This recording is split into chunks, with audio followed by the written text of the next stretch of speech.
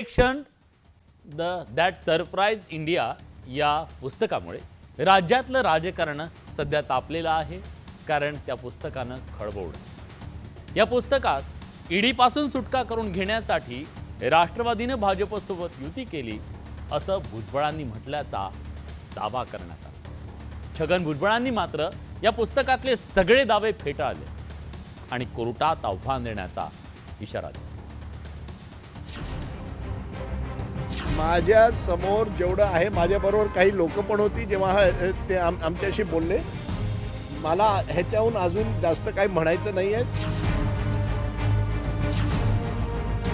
भुजबळ आणि सरदेसाईंमधील वादाला कारणीभूत ठरलंय the election that surprised India हे पुस्तक। याच पुस्तकात भुजबळांच्या एका मुलाखतीचा दाखला देण्यात आलाय।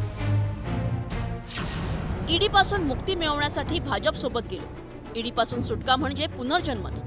वयाच्या 75 किती वेळा चौकशांना सामोरं जायचं? तुरुंगातील दिवस आठवले की झोप उडते, असं भुजबळांनी म्हटल्याचा दावा पुस्तकात करण्यात आलाय। एका वर्तमानपत्रात या पुस्तकाचा काही भाग प्रसिद्ध झाल्यानंतर या वादाची ठिणगी पडली, तर भुजबळांनी त्या मुलाखतीचा साफ इन्कार केलाय। मला कोर्टानं जे आहे महाराष्ट्र सदनमध्ये क्लीन चिट दिलेली आहे आणि ती आता नाही दिली। ज्या वेळेला उद्धवजी ठाकरे यांचं सरकार होतं त्यावेळेला दिलं। त्यामुळे मला परत तुरुंगात जायची भीती आहे आणि मला अशी अडचण आहे आणि हे आहे आणि ते आहे, या सगळ्या गोष्टीचा मी इन्कार करतो आहे। तर इकडे या पुस्तकाचे लेखक पत्रकार राजदीप सरदेसाई आपल्या दाव्यावर ठाम आहेत। माझ्या समोर जेवढं आहे, माझ्याबरोबर काही लोक पण होती जेव्हा ते आमच्याशी बोलले। मला ह्याच्याहून अजून जास्त काही म्हणायचं नाही आहे, कारण की ते हे सगळे राजकारणाचे प्रश्न आहेत। लोक हे पुस्तक आहे, पुस्तकाचं राजकारण जे करणार त्यांना करू द्या, मी त्याच्यात पडणार नाही। राज्यातील शिवसेना आणि एनसीपीच्या पक्षफुटीनंतर मवियाच्या नेत्यांनीही ईडी सीबीआयच्या दबावामुळे पक्षफुटीचा दावा केला होता। आता याच पुस्तकाचा आधार घेत सत्ताधाऱ्यांना घेरण्यात आलंय, तर बॅकफुटवर आलेल्या एनसीपीच्या नेत्यांनी त्याचं खंडन केलंय।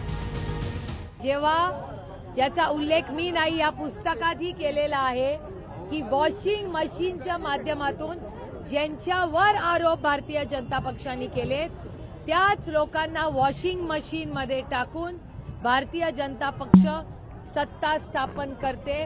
सगळ्यांनी स्वच्छ सांगितले की आम्हाला सगळ्यांच्या ईडीच्या केसेस होत्या आणि त्यामुळे आम्हाला काही फायदा नव्हता। इथं म्हणलं की मला तर तुरुंगात जावं लागेल। निवडणुकीचा दिवस जसा जसा जवळ येतोय तसं तसं महत्त्वाचे प्रश्न बाजूला ठेवून काहीतरी नवीनच नरेटिव्ह सेट करण्याचा प्रयत्न चाललेला आहे। वास्तविक हा निवडणुकीचा मुद्दाही नाही, स्वतः भुजबळ साहेब तसं काही बोललेलं नाही। गेल्या 2.5 वर्षाच्या कालावधीत राज्यात 2 राजकीय भूकंप झाले। त्या दोन्ही भूकंपावेळी केंद्रीय यंत्रणांच्या दबावाची चर्चा राजकीय वर्तुळात रंगली होती। आता ऐन विधानसभा निवडणुकीत या पुस्तकामुळे नव्या वादाला तोंड फुटलंय। Bureau report, news 18 Lokmat. तर मुंबईतल्या वर्सोवा